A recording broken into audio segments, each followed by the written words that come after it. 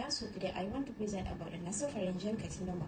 Nasopharyngeal carcinoma is a rare life-threatening tumor that ranked in fourth in most common cancer among Malaysians and the highest among men by Ministry of Health Malaysia 2016.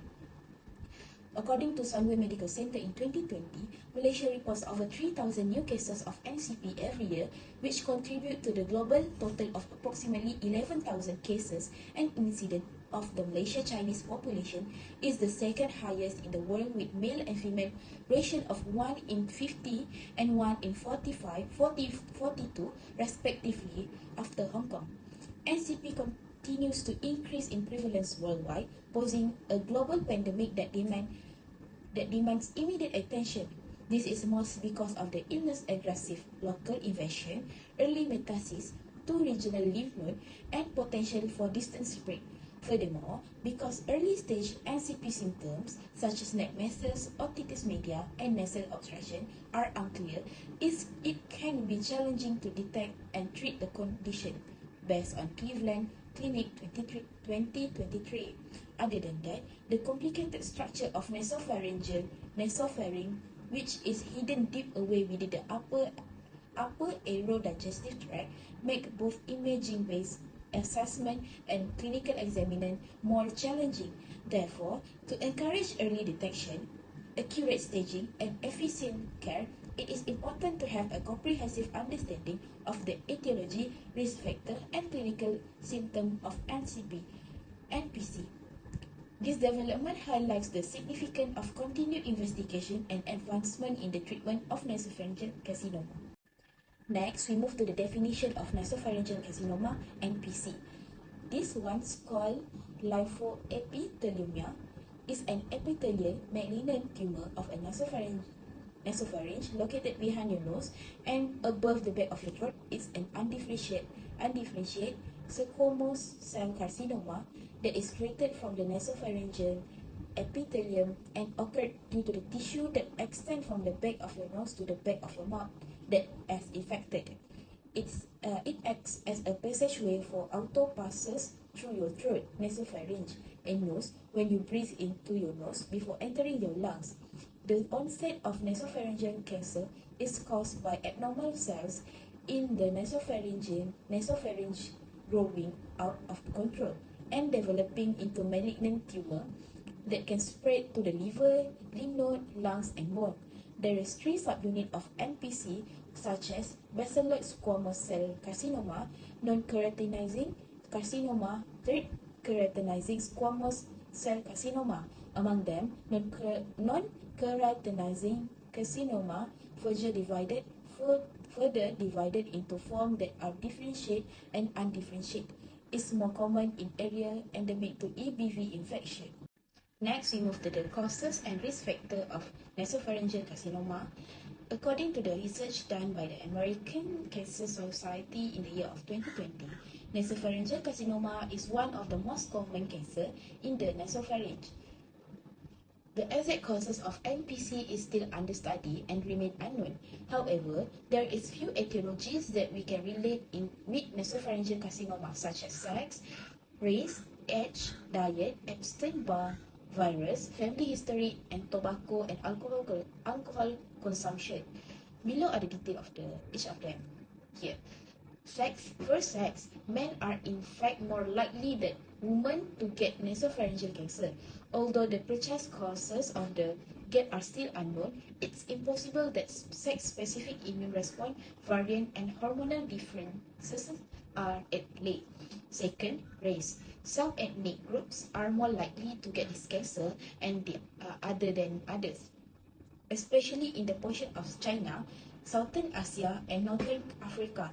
The highest occurrence in these populations points to either a regionally unique genetic susceptibility or environmental influences. Asian immigrants in the US are the highest risk than Asians who are born here, which suggests that lifestyle and environmental variables may play a role. Other than that, Chinese male and female in Malaysia have the highest incidence in the world, while in East Malaysia, Bidayo and the Orang Ulus also have the highest incidence in Malaysia. Third is age. Adults between age of 30 and 50 are the most common recipient of nasopharyngeal cancer diagnosis, while the disease can strike at any age. This age range may be linked to alteration in immune response and cellular repair mechanism with aging, as well as cumulative exposure to the risk factors across time by American Cancer Society 2022. Fourth will be diet. Preserved foods such as salted fish, meat, vegetables could increase the risk of nasopharyngeal cancer. This is due to the cooking process releasing chemical that can produce carcinogens that can enter the nasal cavity. The risk may increase further if these chemicals are exposed, particularly in childhood and adolescence when the body is still developing. Fifth will be Epstein-Barr virus. Nasopharyngeal cancer is closely correlated with Epstein-Barr infection. This virus is common throughout the world and is usually spread by saliva. In certain people, EBV can cause a latent infection in the nasopharyngeal epithelial cell, which can eventually cause cellular alteration that facilitates the growth of cancer by Farrell PJ 2019. Six will be the family history. An individual risk of acquiring nasopharyngeal carcinoma is increased if they have a first-degree relative, such as parents and siblings, who has the disease. This implies that spread, environmental exposure, or a potential genetic component may play a role in the development of cancer within families. Next will be tobacco and alcohol consumption. Excessive use of a tobacco product and alcohol known risk factor for several malignancies, including nasopharyngeal carcinoma. Tobacco and alcohol both include carcinogenic substances that can harm cell lining of the nasopharynx and eventually result in the formation of malignant growths. Next, we move to the pathophysiology of cancer.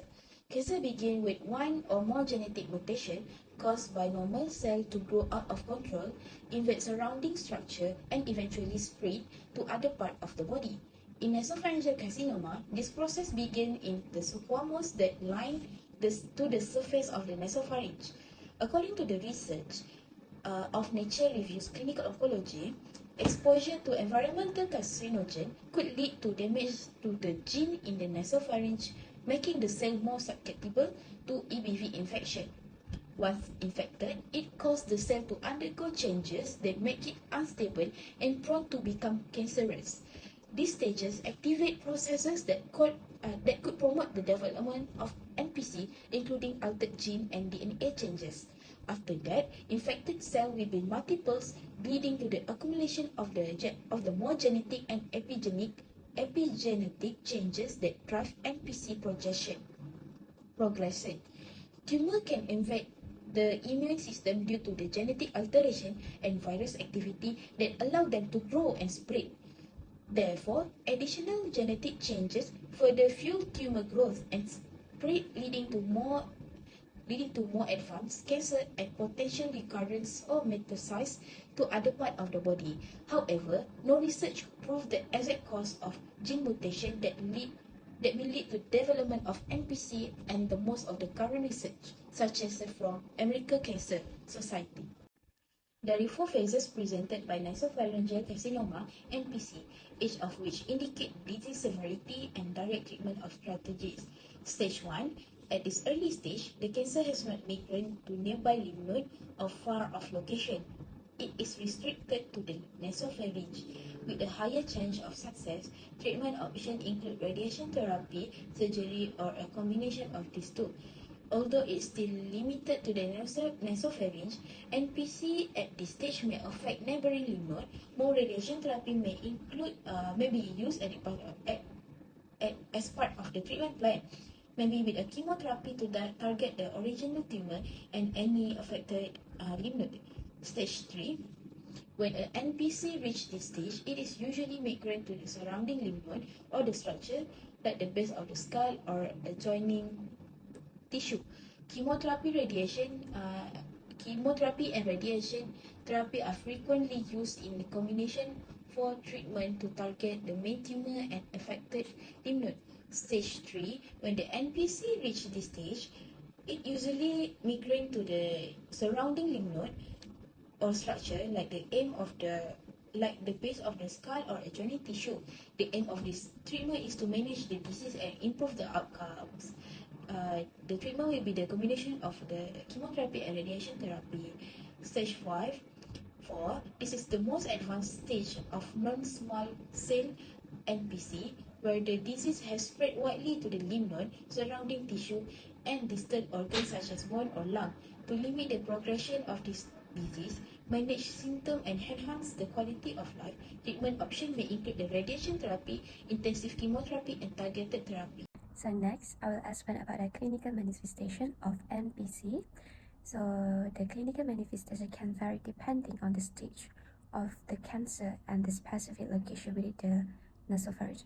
This affects how your body works, including your breathing and muscle. This causes some of main symptoms of NPC, such as nasal symptom, ear symptom, throat symptom, neck symptom, general symptom, advanced symptom, and other symptoms.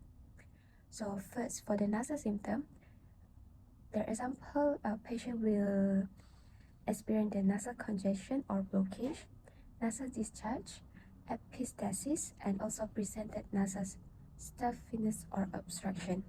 For the ear symptom, ringing in the ear, hearing loss, especially in one ear, othalgia, eustachian tube dysfunction, leading to sensation of fullness in the ear. For the throat symptom, sore throat that doesn't go away, difficult swallowing, presented soreness of pain in the throat, hoarseness or change in voice quality. Next, neck symptom, a large cervical lymph nodes, which may be palpate as lump in the neck pain or stiffness, limited neck movement. For other general symptoms, unexplained weight loss, fatigue, headache, facial pain of numbness, especially in the tumor if the tumor is present on nerve in the face. Last but not least, advanced symptom, difficult opening the mouth, cranial nerves leading to symptoms such as double vision, diplopia, facial weakness or difficulty moving the eyes, and swelling or mass in the neck due to lymph node involvement or tumor extension. So it's important to note that this symptom can also be caused by other conditions. So a thorough evaluation by healthcare professional confirm the diagnosis of NPC. Early detection and treatment can significantly improve outcome for patients with this type of cancer. So for the treatment, we have two types of treatment. So the first one is non-pharmacological and another one is pharmacological. So the objective for the treatment and management are to improve patient condition with optimal pharmacological management, reduce symptom and improve functional status, stabilize patient, decrease the risk of hospitalization, and promote the conducive lifestyle for patients with NPC. The first one is invasive treatment, chemotherapy. The main treatment for NPC is radiation therapy. It is often given in combination with chemotherapy. This approach may be called concomitant chemoradiotherapy. Surgery for NPC is an occasional use mainly to remove lymph nodes after chemoradiotherapy or to treat NPC that has come back after initial treatment. Although during cancer is a primary goal of treatment, preserving the function of the nearby organ and tissue is also very important. When doctor plans a treatment, they consider how it might affect a person's quality of life, including how a person feels, look, talk, eat, and breathe. The second one is radiation therapy, a method of external beam radiation therapy known as intensity modulated radiation therapy (IMRT). This method allows more effective dose of radiation therapy to be delivered while reducing damage to healthy cells and causing fewer side effects.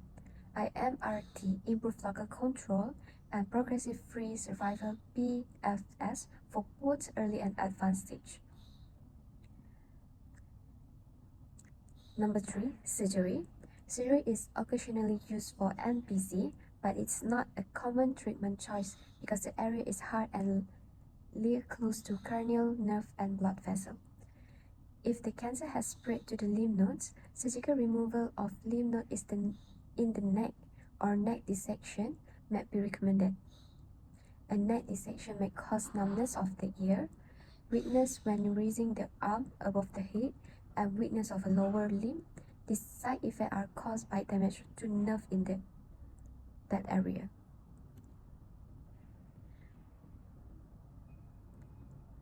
For non-pharmacological treatment, the first one is dietary intake. The patient should watch what they eat daily. For example, restriction of spicy and acidic food and alcohol intake. This is because spicy and acidic food may irritate the throat, while food high in sugar or processed ingredients can weaken the immune system. The second one, lifestyle modification. The patient should avoid smoking, including passive smoking, and exercise regularly. Health education. The patient and family should be given health education to understand the condition of NPC and their participation in the treatment. The patient must also know and recognize the signs and symptoms that need to be reported to the healthcare provider. Last treatment for the non-pharmacological is dental care. Dental assessment prior to radiotherapy should be addressed early to allow sufficient healing time for any dental procedure. A comprehensive dental assessment should include medical and dental history, extra and intraoral examination, necessary radiograph, and any investigation required. Dental management in NPC emphasize the importance of oral and dental hygiene care, and use of ultra-soft toothbrush.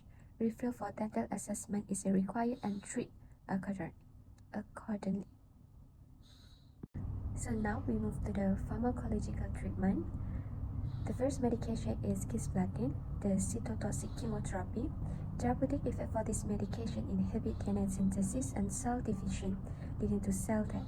The key nursing consideration to monitor renal function regularly due to potential nephrotoxicity. Next, fluorouracil 5-FU. It's also cytotoxic chemotherapy, inhibit thymidine synthesis, interfering with DNA synthesis. The key nursing consideration is to monitor for signs of gastrointestinal toxicity and myelosuppression. Docetaxel cancer hormone therapy inhibit microtubule depolarization leading to cell death, and the key nursing consideration is to monitor for infusion reaction and neutropenia. Carboplatin. It's an cytotoxic chemotherapy. This medication therapeutic effect is inhibit DNA synthesis and cell division, causing cell death, and the key nursing consideration is monitor renal function and electrolyte regularly. Last but not least, the medication that we use to treat NPC is paclitaxel in cytotoxic chemotherapy is to stabilize microtubules preventing cell division, and the key nursing consideration is to monitor for hypersensitivity reaction and peripheral neuropathy. It's important to understand that choice of drug depends on the stage of NPC along with individual patient characteristics. Patient who has NPC must consult with a physician or pharmacy before taking the medication. Complication of NPC is divided into four, which is treatment-related, long-term adverse effect, medicinal recurrence, and lastly, secondary cancer.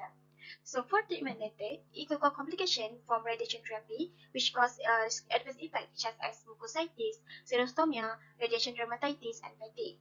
Meanwhile, from chemotherapy adverse effect, it could cause nausea, vomiting, fatigue, hair loss, and increased exposure to infection. And lastly, for patients with immunocompromised immune system, it can cause the individual immune system to be weakened by cancer and treatment, making them more susceptible to infection. Then next, moving forward to long-term adverse effects. So long-term adverse effects such as xerostomia, which is also known as dryness of the mouth or orodyness, which usually occur due to reduced salivary gland function, which caused by radiation therapy, major surgery, or side effect of medication. So they will cause difficulty in swallowing and speaking and could increase the risk of dental issue. A hearing loss also could occur depending on the lesion and extent of the tumor. So especially if the cancer affects the nervous structure of the ear. Cognitive issue also could happen due to radiation therapy at the head and neck region, which will impact the cognitive function. Then moving forward to metastasis and recurrence. So distant metastasis has a tendency to spread or metastasize to distant organ. Meanwhile, local recurrent, despite treatment, local tumor may recurrent, which will require a further intervention. And lastly, secondary cancer. So secondary cancer usually occur in a patient there was a long-term survival or advocacy. They have a higher risk of develop secondary cancer due to the treatment they receive. Next, I'm going to present about nursing care plan for a patient with nasopharyngeal carcinoma. So we able to come out with four nursing diagnoses. First is acute pain related to enlargement of lymph node in nasopharynx. It was evidenced by severe sore throat and ear pain. Second, ineffective airway clearance is related to enzyme markers production as evidenced by nasal congestion. Third, risk for infection is related to compromised immune system secondary to chemotherapy treatment as evidenced by history of frequent ear infection. And lastly, imbalanced nutrition related to food or intake as evidenced by swallowing difficulty.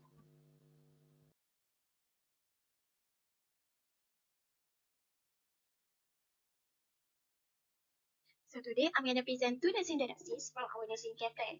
So our nursing diagnosis is acute pain related to inflammation of lymph node in nasopharynx as evidenced by severe sore throat and ear pain. So this is domain 12 comfort and the class 1 physical comfort. So objective data of this nursing diagnosis is that observation of patient remains and wincing during throat movement, present of enlargement and tender lymph node in the neck upon physical examination. Patient also appears pale and fatigued. Subjective data is that patient verbalized severe sore throat, pain and discomfort behind the ears. Patient also complained of pain worsening with throat movement or swallowing. Patient also report pain intensity of 7/10 on numerical pain rating scale. So our goal for the nursing diagnosis is that patient pain will be reduced to tolerable level in 1 hour after nursing intervention given. Meanwhile, for long-term goals, patient will remain free of pain and patient pain scale will maintain in tolerable range during hospitalization.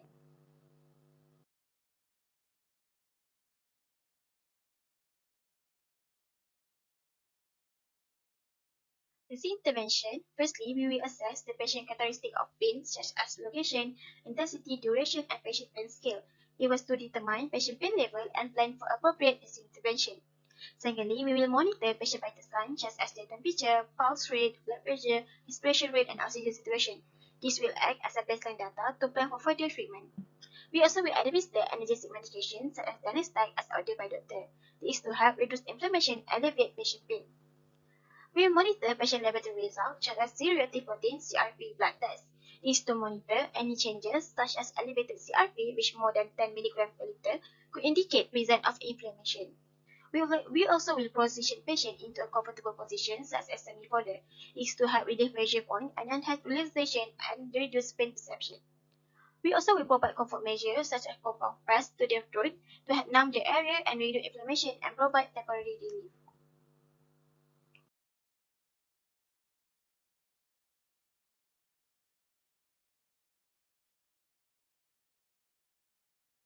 We will educate patients about pain management such as deep breathing exercise. This to help disrupt patient focus from pain, reduce muscle tension, and promote relaxation by increasing oxygenation and blood flow. We also encourage patients to rest and minimize activity that can cause pain, such as talking loudly or swallowing large bites and hard food. This to avoid activity that could put strain on the throat or ear and alleviate pressure on the area. This will help reduce pain and promote healing. We will reassess the patient condition and pain level after 30 minutes of nursing intervention given. This is to evaluate the effectiveness of the nursing intervention given.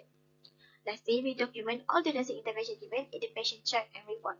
it will act as evidence of the nursing intervention given and help determine any abnormality to plan for further nursing intervention.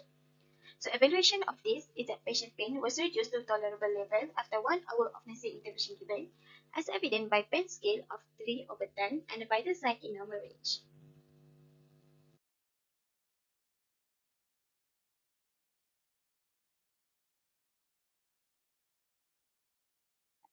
Second nursing diagnosis in infective airway clearance is related to assess mucus production as evidenced by nasal congestion. So they use a domain 11, safety and protection. Class 2, physical injury. So objective data is that present of nasal congestion, visible and audible mucus production during coughing, increase of respiratory rate. Subjective data, patient complain of feeling congested or stuck up in the nasal passage. Patient report difficulty breathing due to nasal congestion. Patient also express frustration and discomfort due to nasal congestion. So our goal that patient will report an improvement in nasal congestion and breathing after nasal intervention event. Patient also will achieve and maintain effective clearance and respiratory function as evident by absence of respiratory disturbance during hospitalization.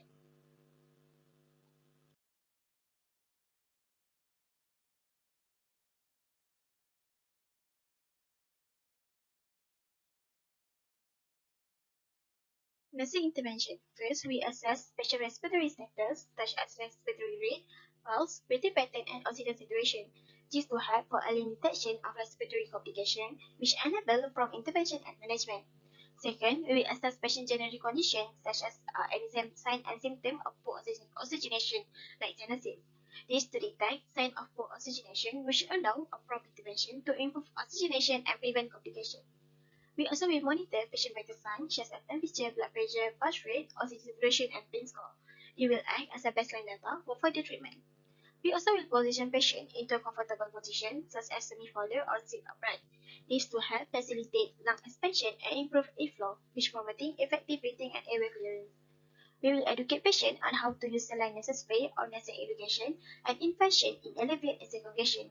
This to help moisturize and nasal passage, thin mucus and clearance of the airway, which facilitate easier breathing and airway clearance.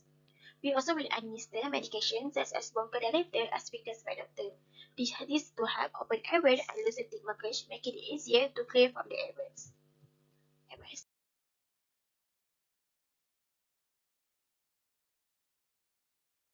We also will encourage patients to perform controlled coughing and deep breathing exercise to help promote airway clearance and lung expansion. And lastly, we document all the nursing intervention given in the patient chart and report. They will act as evidence of the nursing intervention given and help determine any abnormality to plan for further nursing intervention. Evaluation for the nursing diagnosis is that patient airway clearance will improve as evident by reduced nasal congestion and breathing improvement after nursing intervention given.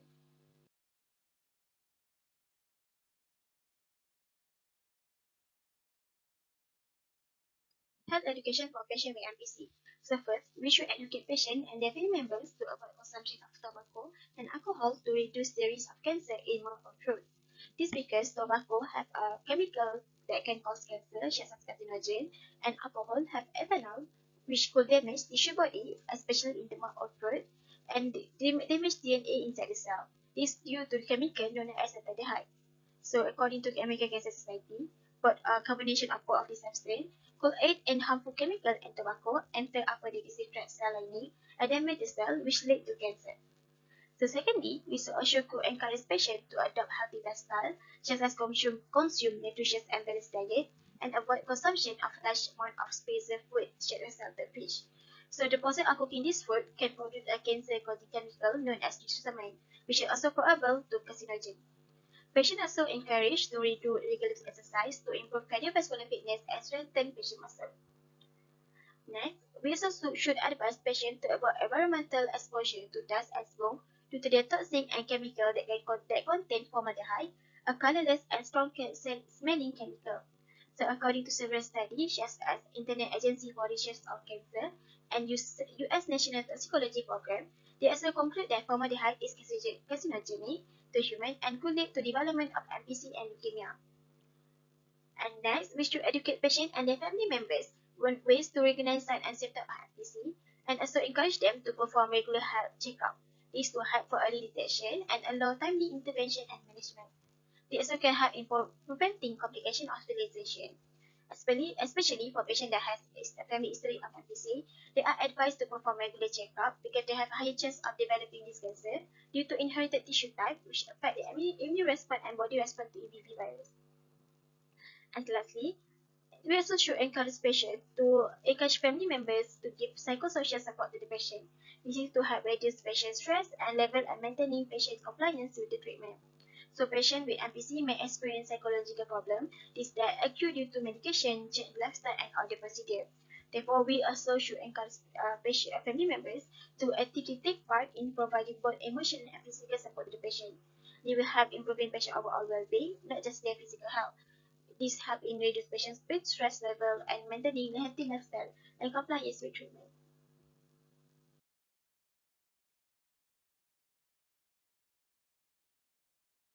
Last but not least, this is concluded from our presentation today. So, nasopharyngeal carcinoma is a growing health concern that need to be addressed immediately among Malaysians, especially when they are ranked fourth as most common cancer among Malaysians. So, NPC is a condition that occurs due to uncontrollable growth of squamous cell in the lining surface of nasopharynx, which will invade the surrounding cell structure and spread to other parts of the body. So, the exact cause of this cancer is still being researched, but is often linked to genetic mutation, exposure to harmful substances such as carcinogen, and EBV virus infection.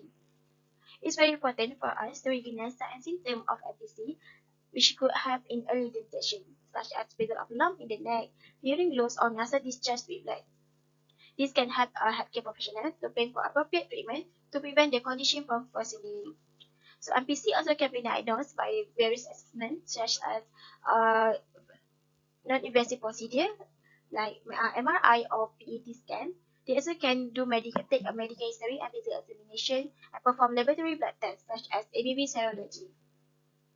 Nowadays, there are various treatment and management of NPC, either through non-pharmacological treatment, such as lifestyle medication and chemotherapy, and also through pharmacological treatment, which administer medication depending on the stage of NPC.